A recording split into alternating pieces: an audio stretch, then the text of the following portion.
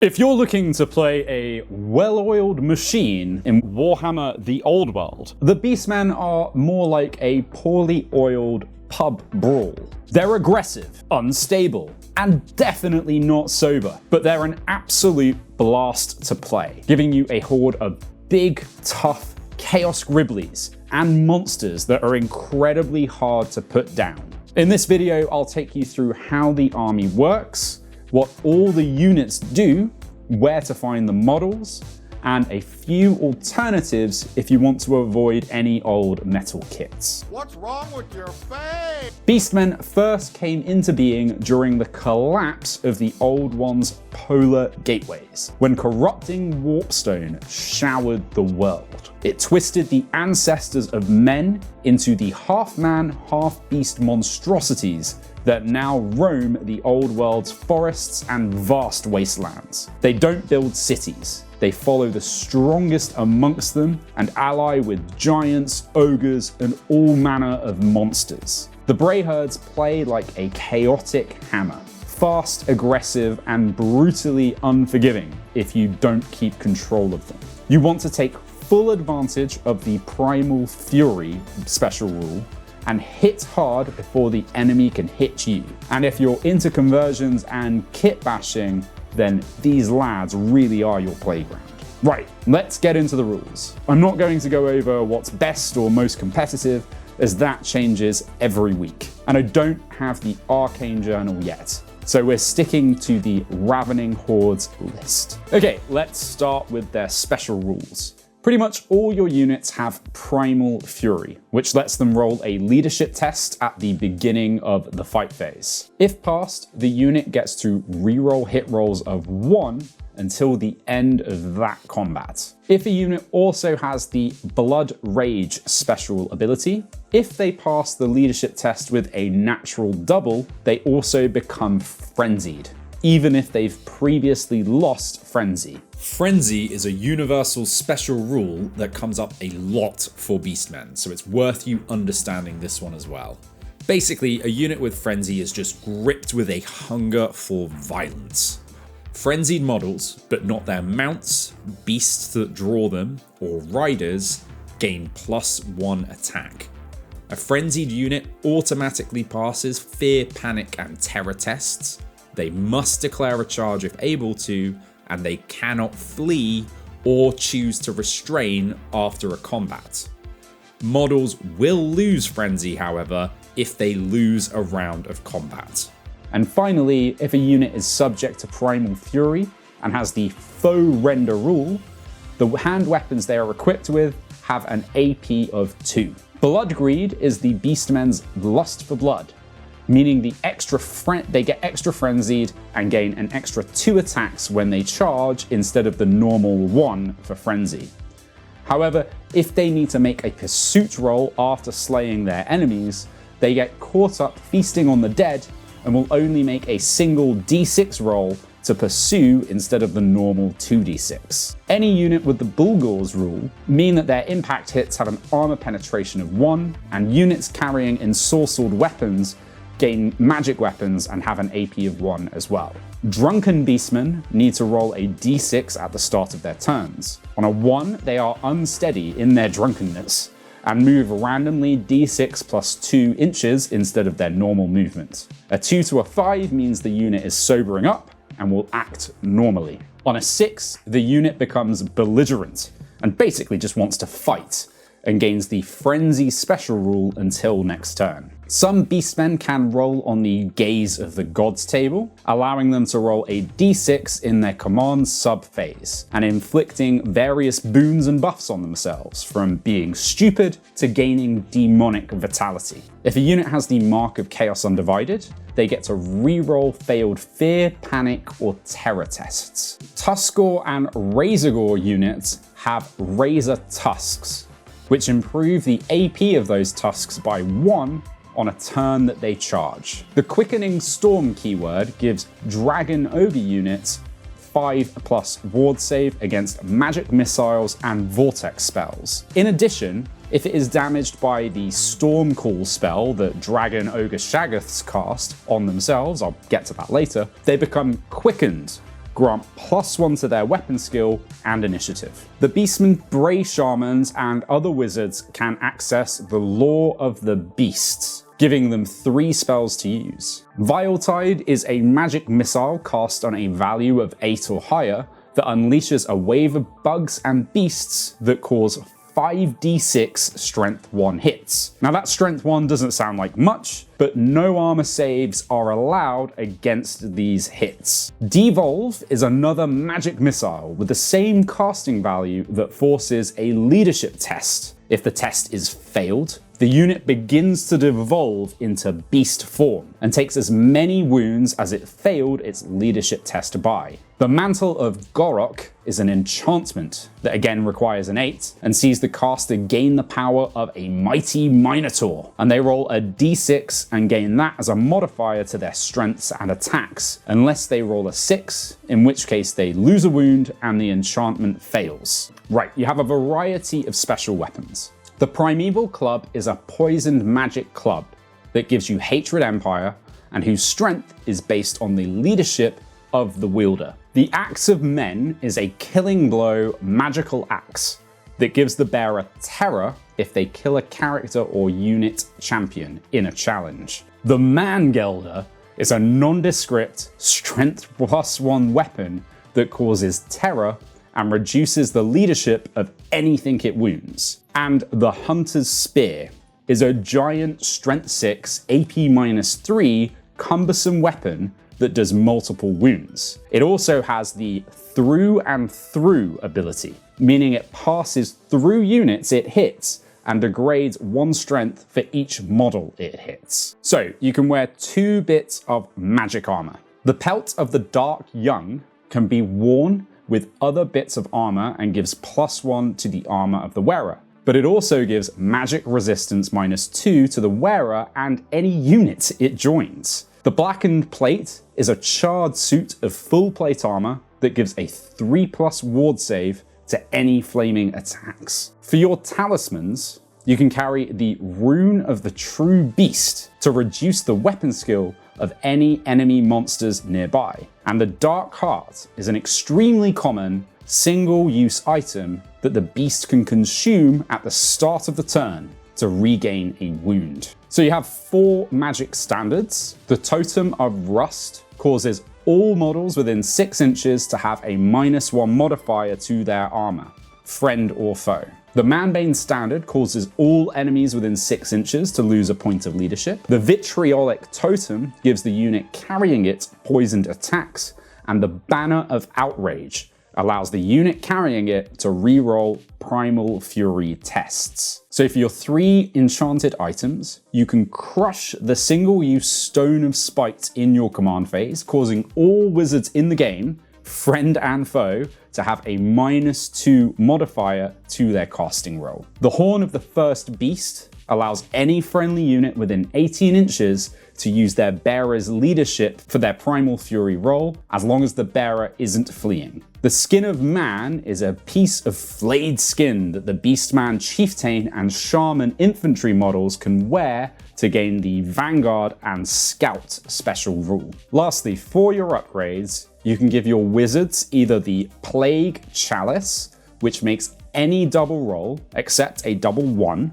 a perfect invocation, regardless of casting value. However, if cast this way, the wizard takes a strength 4 hit with no armor save allowed. The Hag Tree Fetish is an effigy that allows the wizard to reroll any failed magic missile wound rolls. That Viletide so hot right now.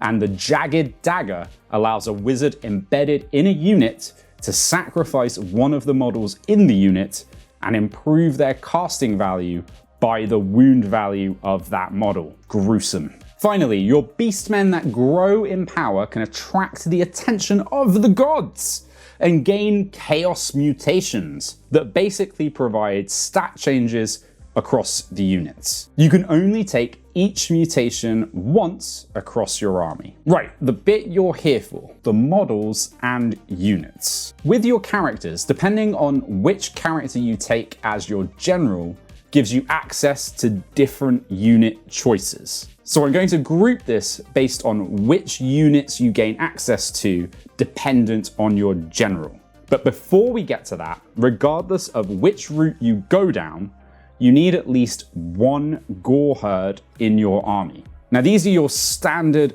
Beastmen warriors and are uncapped in unit size, but you do need at least 5 Gors. They have a variety of different weapons and armor options, but have the special bestial charge rule, gaining a +1 strength if they make a charge of 3 inches or more. Gors are just available as a regular plastic kit. Right, so if you want to go for the classic infantry list, you've got your basic Warherd leaders in the War Gors and Beast Lords. These are your general Beastmen leaders and can take armor and shields and different weapons. Beast Lords are a restricted unit, and they're one of only 3 models you can have per 1,000 points, whilst you can have as many War Gors as you like, and make one of them your battle standard bearer.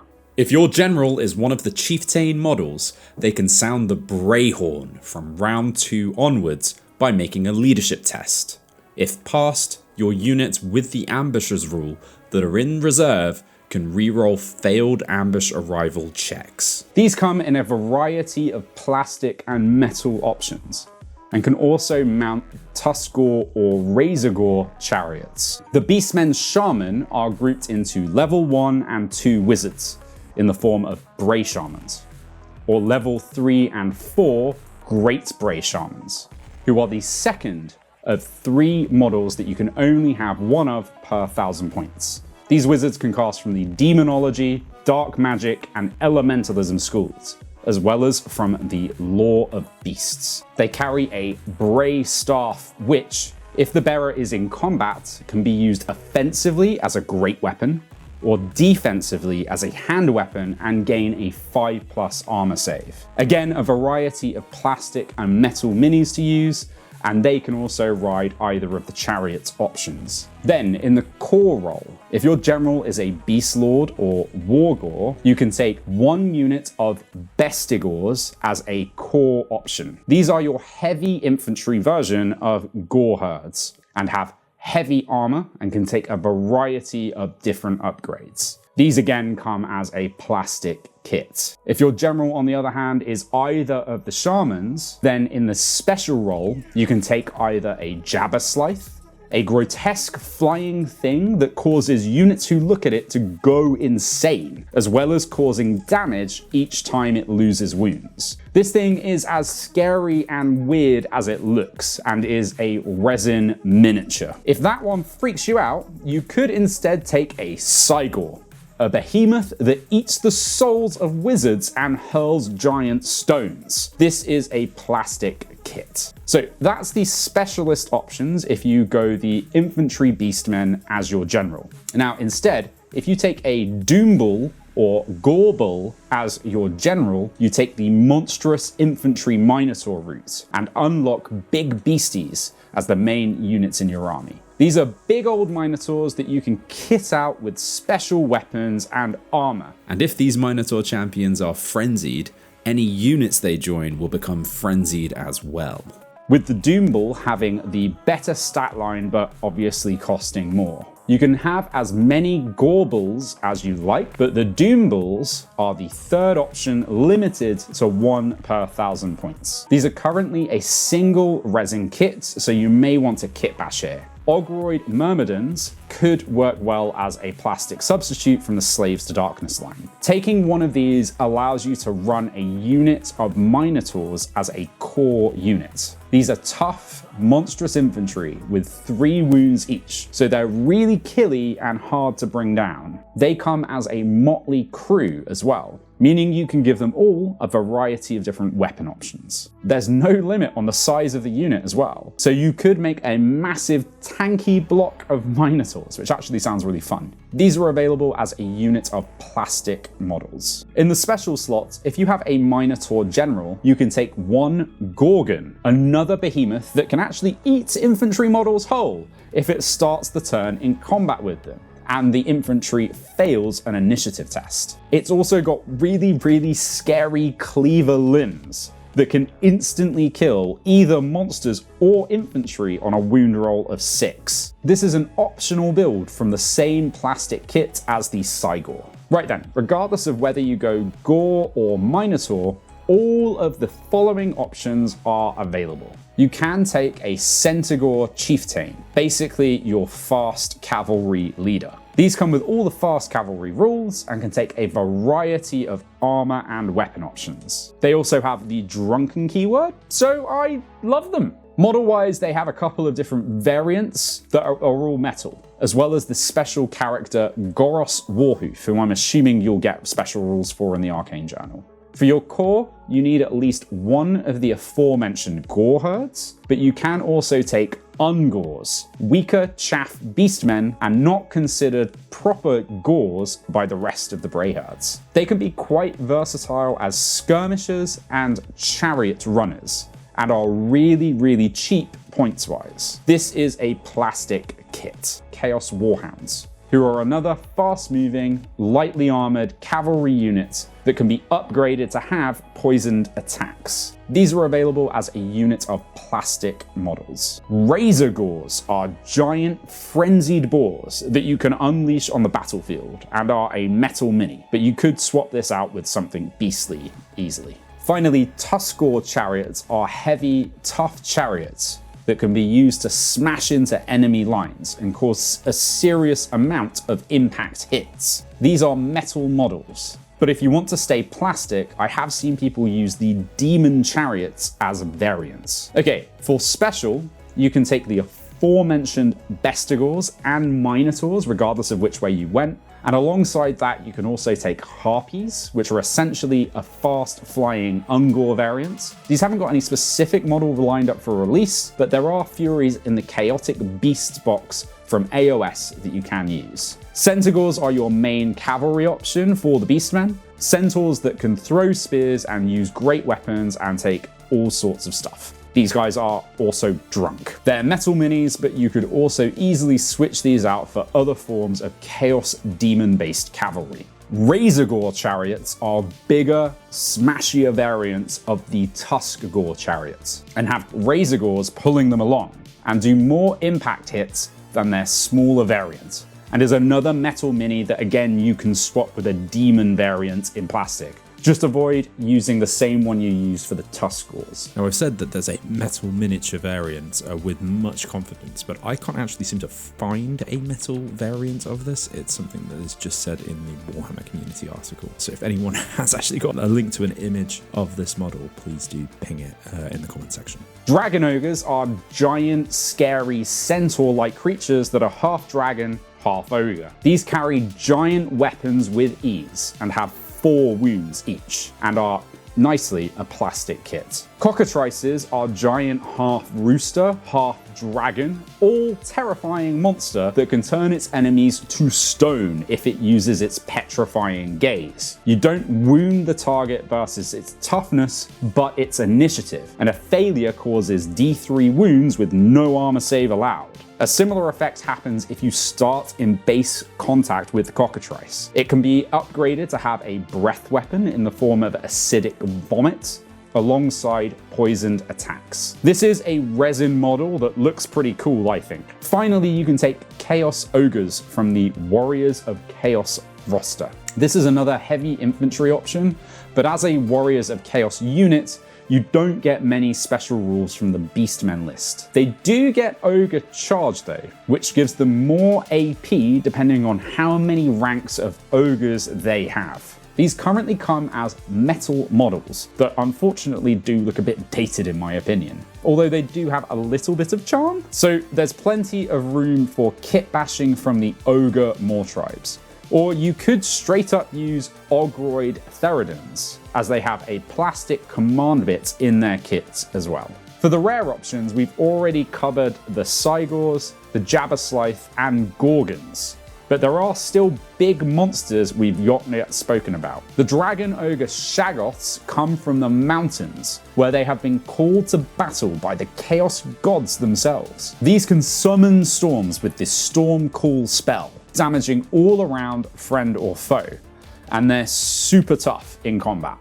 Now this is a resin model, and I'm not sure what a good substitute for this would be. Although I did see this gorgeous kit bash by user 960 on our Warhammer Fantasy on Reddit. Chaos Giants are monstrous humanoids that come from the cold north of the world, causing havoc and destruction in their wake. Giants have a special giant attack table that they can roll on to headbutt a single unit and damage, belly flop onto a unit, swing or thump with its club, or jump up and down on a unit, causing various amounts of devastation. It can also attempt to pick up infantry models and eat or throw them off the board. Enemies then make initiative tests, and if they fail, they are automatically removed from the board. Then the giant gets to roll a dice, and on a 4-up, it can just keep eating and throwing as much as it likes. There are plenty of giant models to choose from, both plastic and resin, so take your pick. Rounding out the Beastmen are 2 more Chaos Warrior units. Chaos Trolls, another infantry unit that can vomit at enemies. There are metal ones available, but there are also lots of plastic trolls, and the aforementioned Ogroid Theridans do exist. And finally, the Chaos Spawn. Enough said. So that's the Beastmen. Lots of big, fun units to play around with, and lots of room for making really wild and varied lists. Now, I don't have an army of these, but as I've written this script, I have kind of fallen a little bit in love with them. So maybe one day I'll have an army of these guys fighting against my wood elves. Thanks for watching. A massive thanks to the Tabletop Parlor members for supporting this video. You can get your name in the credits from just £3 a month over on my Patreon, where you'll also get early access to videos, full interviews, competitions, and more. And if you want to keep watching, something should be popping up on screen now.